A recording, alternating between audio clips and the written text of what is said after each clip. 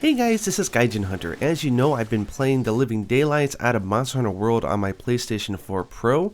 It's outfitted with an SSD. I actually spent the money to do the additional upgrade, and for solo play, it loads fast, it plays good. I'm super happy.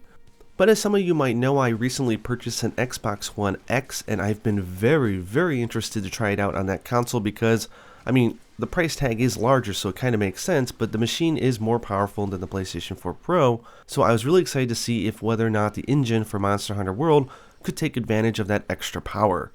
I'm happy to say that, man, it does. And in this video, we're going to take a very quick look at all the different modes and how it performs. What you're seeing right now is frame rate priority on the PlayStation 4 Pro, so keep this in mind as we go onward. Now the first thing up is load time. Now I'm doing this on a new game, going into the world for the first time, so this is the longest case scenario, and I'm doing it on the PlayStation 4 Pro, just normal, the Xbox One X, and my PS4 Pro with the SSD.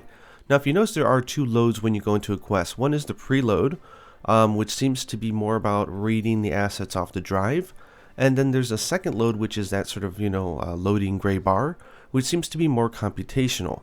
So the SSD on the PlayStation 4 can go through the preload faster, but takes about 10 seconds for the second load.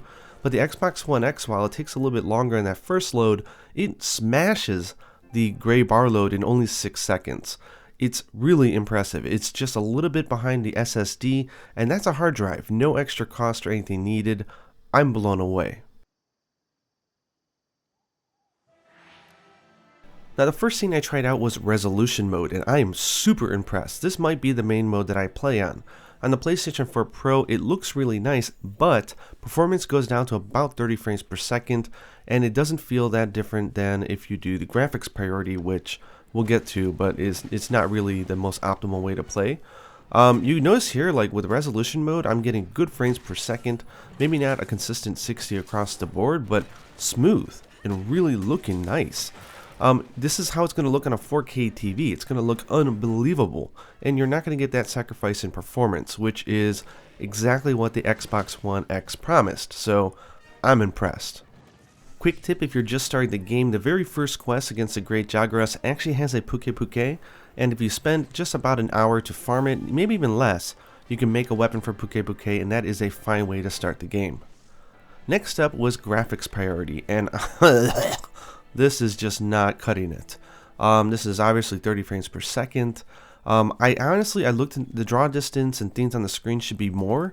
I don't notice a huge amount of difference. This, of course, if you have a very high-end PC, maybe this is what you're going to see at 60 frames per second if your rig is really powerful when the PC version is released later this fall. But for console, I just don't see the justification.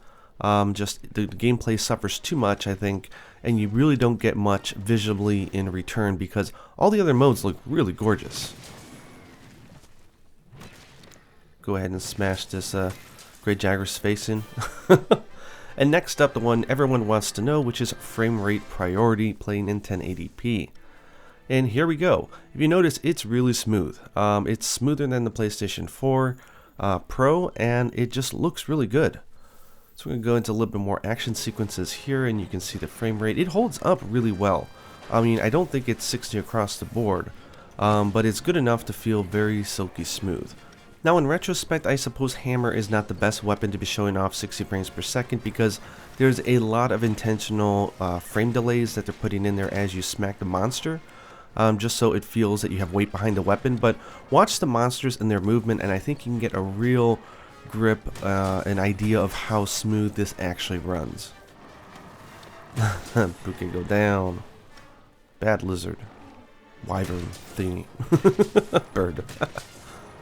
Here's a comparison between the PlayStation 4 Pro and the Xbox One X. Again, I didn't do an apples versus apples comparison, but I still think that you get the general idea of the performance. This is what the PlayStation 4 Pro generally feels like when you're playing it. I thought this was a good example of just the general movement and how it feels, and this is a good example of how the Xbox One feels, at least so far. I don't know, I think they're both excellent, but I definitely see the advantages of the Xbox One X. So I'm debating now whether I want to replay the game on the Xbox and just have 2 save files, or what to do. Anyways, Either system you guys get it on, it's going to be awesome. But for those of you who have an Xbox One X, I am happy to report that it does see a lot of benefits, especially in load time, without having to outfit it with some SSD or anything, which is very easy but expensive on the PlayStation 4 Pro, but not at all on the Xbox. Anyways, hope you guys enjoyed this preview, and until next time, happy hunting.